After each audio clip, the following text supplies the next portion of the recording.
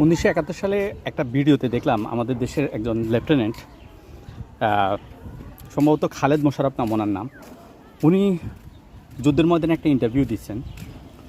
শব্দগুলো এত কঠোর, এত ধারালো, এত স্মার্ট, মানে আমি দেখে জাস্ট হয়ে গেছিলাম।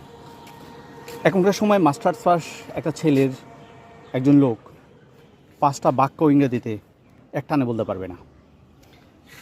বলছিলাম আমাদের দেশের শিক্ষা ব্যবস্থা নিয়ে। আমাদের দেশের শিক্ষা ব্যবস্থা অত্যন্ত দুর্বল, অত্যন্ত নিম্নমানের।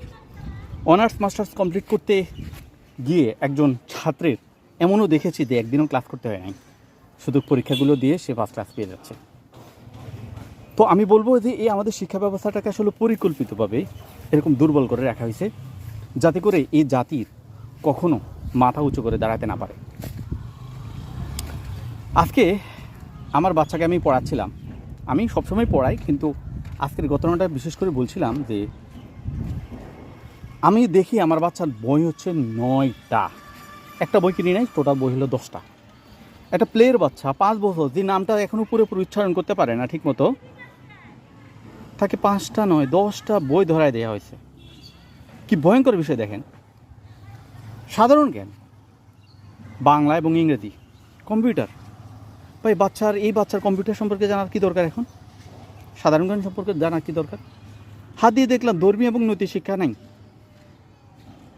মানে তার শুরু স্টার্টিংটাই যে একটা নৈতিকতার ভিতর দিয়ে, সেটাই নাই। তো এ কী শিখবে, কী করবে? এই 10টা বই কেউ সামলাইতে পারবে? এটা সম্ভব? আমরা শিক্ষা ব্যবস্থার খারাপ দিকটা বলি, এটা ভালোর উপরে আরও খারাপ। মানে এটা বোঝাচ্ছে একটা বাচ্চাকে তো অনেক কিছু তো শিখে ফেলতেছি। না ভাই, না না না না, এই বাচ্চার এখন এটা শেখার সময় না। এখন সে খেলবে, হাসবে, মজা করবে। সে যদি 5 বছর বয়সে যদি এই প্রেশারটা নেওয়া শুরু করে, তারে পড়তে হবে তো আরও 15 বছর, 20 বছর তো তাকে পড়াশোনা করাই লাগবে।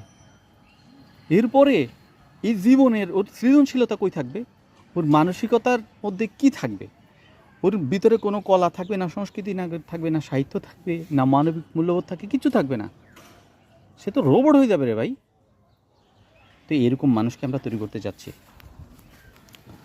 যদি এরকম মানুষ তৈরি করতে নাই চাই, তাহলে আমাদের শিক্ষা ব্যবস্থার একটা গুণগত পরিবর্তন আনতে হবে। যেই শিক্ষায় তাকে মানুষ বানাবে, তাকে সত্যিকার অর্থে দেশপ্রেমিক বানাবে, মানবিক মূল্যবোধ সম্পর্ক মানুষ বানাবে, সেই শিক্ষাটাই চাই, এবং সেটাই হোক।